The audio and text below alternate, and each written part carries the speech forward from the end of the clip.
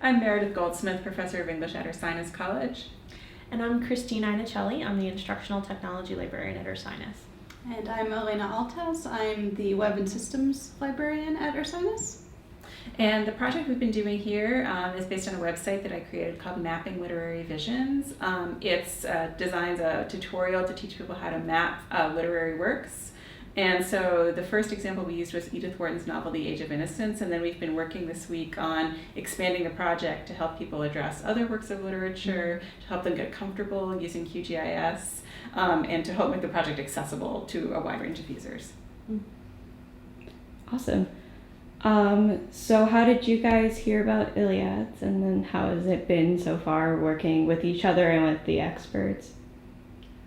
Yeah, so I guess you had known about ILiADS before us, and then our library and IT director, actually reached out and said, "Hey, I think this would be good for you guys to go to," because he knew that Meredith was working on this digital project, and that in library and IT we were kind of interested in helping her out. So, in terms of my experience, I think it's been great. I really like the format of being able to have time set aside where we can just work on this project and not be distracted, and then also to be able to get together as a group and learn from each other and network. I had also taken a course with Angel and Janet at DHSI last summer, and that was kind of when I started, started getting involved in the digital humanities. And then when I found out about this course, and I think especially the fact that it's 4 small college teams, I thought made it a really great opportunity for us. I think it's also inspiring to hear what other colleges are doing with limited resources, because we're all kind of in the same boat. We don't have much to work with, or we have other responsibilities, and to see what people are capable of in that situation is really cool. Awesome. Yeah, I totally agree with everything you said. So are there any things about it that you think should change in the future, if this is going to continue, or? I mean, I think the balance has been very good. I agree. I've liked the mix of the sort of large discussions and the small discussions, and I think the opportunity to work with coaches and experts has been really wonderful. Right, yeah, we've had a variety of experts that we were able to meet with, and to be able to have dedicated one-on-one time with our coach has been helpful.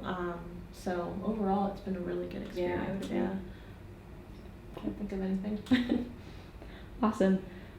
So has the experience here altered any of your plans for the project?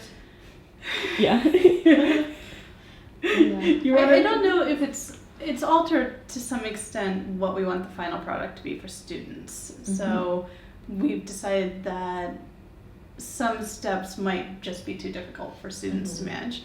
So that's altered, but I think more than that, it's helped us flesh out what this means as far as involving GIS in the college as a whole. So it's allowed us to look more at the big picture of things. Yeah. I think that's right, and I would add that it's actually allowed us to be a little bit more ambitious in some ways, because precisely for that reason that we were thinking about, these are exercises you could do in all these different courses or for the whole freshman class even, and you found out a way to map a fictional location. So that helped me go beyond my initial conception of the project, which had to do with realist texts and very verifiable locations, and so I feel like we can learn to exploit the possibilities of GIS a little bit more. Definitely. That's awesome. So you're an undergrad, right? No. Someone Pippa said that one of you was a student, but thank you. So I don't need to ask about the. I could ask a little bit, if the environment here, if you've noticed anything about the student involvement, because I know that it is something that everyone's really been interested in and would love to hear from, but maybe it would be interesting to hear from a team that does not have undergrads. I think we haven't gotten there yet, and that will be something that's interesting to see how students respond. I was thinking the same thing. I mean, we're definitely interested in building a cohort of students who could be kind of DH fellows and people who could kind of teach up to faculty, and I have to say it's been great for me to see students really being equal partners on teams. I think that's very, very impressive. Yeah. Cool.